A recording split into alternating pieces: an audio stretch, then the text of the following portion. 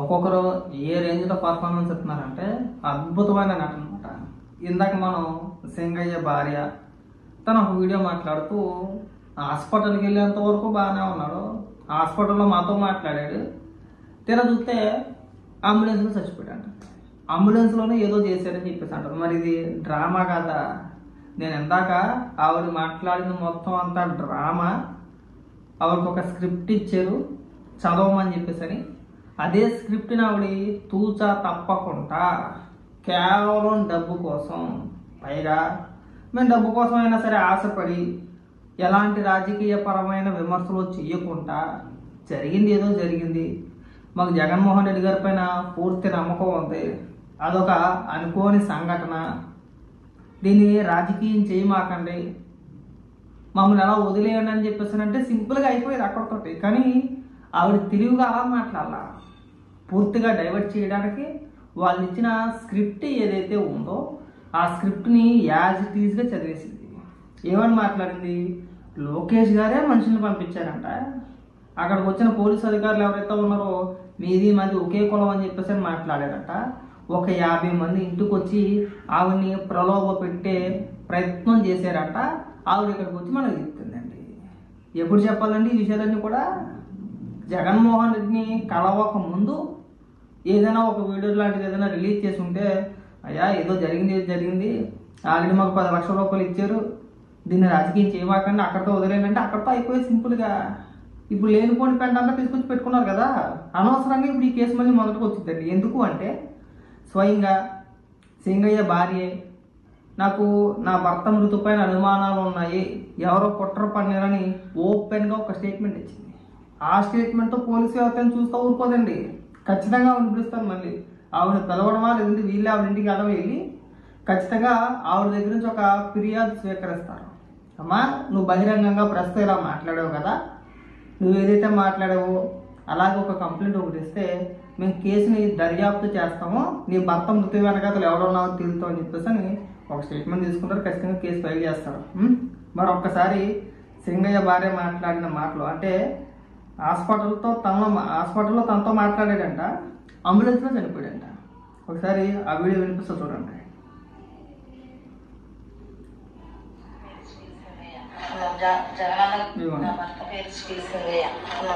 జగనన్న గారు వస్తున్నారని చూడటానికి వెళ్ళారు. అక్కడ కారు తగిలిందని అయింది మాకు. మరి నేను కూడా జగనన్న గారికి చూడటానికి నల్లపడ దగ్గరికి వెళ్ళాను. అంటే మాకు ఫోన్ చేశారు.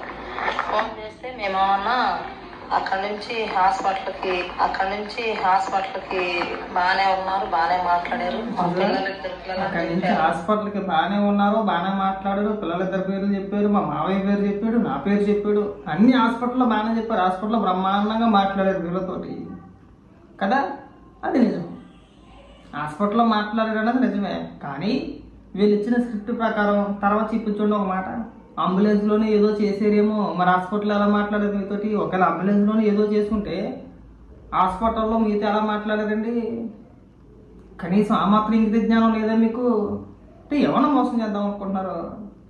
పైగా మీరు 10 వచ్చి ఇక్కడికి వచ్చి లోకేష్ గారు పంపించారండి, లోకేష్ గారు మమ్మల్ని మనుషులు పంపించారండి, మమ్మల్ని ఇబ్బంది పెట్టేశారండి, మమ్మల్ని మొహమాట పెట్టేశారండి. మీకు లేని మాకేమో ఉంటుందండి? భారీగా మీకు ఇబ్బంది లేదు, పోయినడు ఎలాగో పోయిందే 10 లక్షలు వచ్చినాయని చెప్పేసి ఉద్దేశంతో మీరు ఉంటే ప్రభుత్వానికి ఏం బాధ? ఎలా పోతే మాకేం కావాలి, ఎవరికి కావాలండి? ఒక వ్యక్తి చనిపోయాడు, కేసు విచారణలో భాగంగా మీరు నిలబడాలి. మీరు నిలబడకపోతే ఎలాగా? సరే నిలబడకపోతే నిలబడకపోయారు, మళ్ళీ రాజకీయ విమర్శలు ఎందుకు మనకి? ఇక్కడ వినిపిస్తా చూడండి. ఇప్పుడు హాస్పిటల్లో తనతో మాట్లాడాడు అని మాట్లాడింది కదా, నెక్స్ట్ చూడండి అంబులెన్స్ చచ్చిపోయి చెప్పి మాట్లాడుతుంది. వినిపిస్తా చూడండి. మా ఊరి పేరు చెప్పారు, మా మామయ్య పేరు చెప్పారు, నా పేరు కూడా చెప్పారు, మా ఇద్దరు పిల్లలని చెప్పారు, పేరు చెప్పారు, మా మామయ్య పేరు చెప్పారు, నా పేరు కూడా చెప్పారు. అంబులెన్స్ లో ఏమైందో మాకైతే మాకు డౌట్ గానే ఉంది, అంబులెన్స్ లో ఏమన్నా చేశారేమన్నా. జగనన్న గారు అంటే మాకు చాలా అభిమానం. లాస్ట్ లో అంబులెన్స్ లోనే ఏదో చేశారేమో, మాకు జగనన్న పైన మంచి నమ్మకం ఉంటుంది, ఎందుకు 10 లక్షల రూపాయలు ఇచ్చాడుగా, ఇప్పుడు ఆ చెక్ పాస్ అవ్వాలంటే వాళ్ళు ఏం చెప్తే అది వినాల్సిందే, వేరే ఆప్షన్ లేదు మన దగ్గర, అంతేనా? అనవసరంగా ఉన్న మర్యాదని పోగొట్టుకోమాకండి. రాజకీయ విమర్శలు చేసి ఏదో అన్నారు కదా, ఏదో ఇస్తానన్నారు కదా, మధ్యలో నారా లోకేష్ గారి పేరు తీసుకొచ్చి ఆయన్ని పంపించాడని చెప్పేసి అని రేపు పొద్దున ఇవన్నీ వదిలేరా? మనం సింపుల్గా అయిపోతాం అనుకుంటున్నారా? మనం బయటకు వచ్చి స్టేట్మెంట్ ఇచ్చినంత సింపుల్గా ఉండదు వ్యవహారాలు కూడా. మళ్ళీ రేపు పొద్దున్న విచారణ నిమిత్తం ఏమన్నా పిలితే మమ్మల్ని ప్రభుత్వం ఏదేం చేస్తుందండి, మనం ఇలాంటి స్టేట్మెంట్ నిజంగా ఇవ్వకూడదు. ఒకవేళ మీకు ఏదైనా అనుమానాలు ఉంటే కుటుంబ సభ్యులుగా మీరే వెళ్ళి పోలీసులకి ఫిర్యాదు చేయాలి. మా భర్త మృతి పట్ల మాకు అనుమానాలు ఉన్నాయండి, ఎవరో ఏదో చేసి ఉంటారో, సహజ మరణం కానీ లేదంటే ఇది యాక్సిడెంట్గా చనిపోయింది కాదు, ఏదో కుట్ర ఉందని చెప్పేసి అని మీ అంతటా మీరు వెళ్ళి మీరే ఒక కంప్లైంట్ ఇచ్చి దీని వెనకాతలు ఎవరున్నారో తేల్చండి అని చెప్పేసి మనం వెళ్ళి అడగాలి. అవన్నీ అడగకుండా మీరు సెటిల్ చేసేసుకొని 10 లక్షల రూపాయలు తీసేసుకొని వాళ్ళు ఇచ్చిన స్క్రిప్ట్ చదివేస్తారంటే రేపు పొద్దున్న ఇబ్బందులు పడేది మీరే. ఇప్పుడైనా సరే మేము ప్రభుత్వాన్ని ఒకటే రిక్వెస్ట్ చేస్తున్నాం. ఆవిడ ఓపెన్గా ఒక స్టేట్మెంట్ ఇచ్చింది క్లియర్గా. తన భర్త మృతి పైన ఆవిడకి చాలా అనుమానాలు ఉన్నాయి.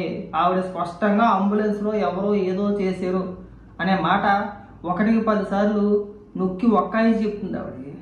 సో ఆవిడ మాటల ఆధారంగా తీసుకొని ఎప్పటికైనా సరే ప్రభుత్వం కేసు నమోదు చేసి దర్యాప్తు చేసి దాని వెనకాతలు ఎవరున్నా సరే వాళ్ళని విడిచిపెట్టకూడదని చెప్పేసి అని మేము కోరుకుంటున్నాం. అది ఎవరన్నా అవనవ్వండి, జగన్మోహన్ రెడ్డి అవనవ్వండి, ఇంకొకటి అవనవ్వండి, లేదంటే వైసీపీ నాయకులే కావాలని చెప్పేసి చంపేసి డ్రామాలు ఆడుతున్నారా?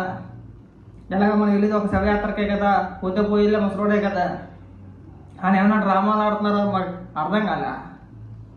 ఒకసారి దీనిపైన ప్రభుత్వం సీరియస్గా యాక్షన్ తీసుకోవాలని కోరుకుంటున్నాం. అలాగే కొంతమంది యాదవులు ఇవాళ సాయంత్రం డిబేట్ పెట్టేస్తారు. ఇంకా డిబేట్ పెట్టేసారంటే వాళ్ళ ఇష్టం. ఇంకా మేము ముందు నుంచి చెప్పాం కదా, మీరు ముందు నుంచి చెప్పింది కాదు, మీకు ఇచ్చిన స్క్రిప్ట్నే ఇవాళ ఆవిడ చేత కూడా చదివించేశారు. ఏమన్నది సింగయ్య వీడియో, ఒక వీడియో కాదు 2 వీడియోలు.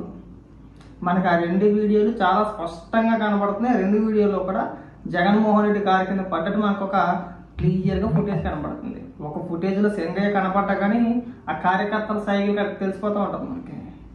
2వ వీడియోలో సింగయ్య స్పష్టంగా కనపడ్డాడు కదా. అయినా సరే దాన్ని వక్రీకరించేశారు. అది మార్పుడు వీడియో అంట, అది క్రియేట్ చేశారంట.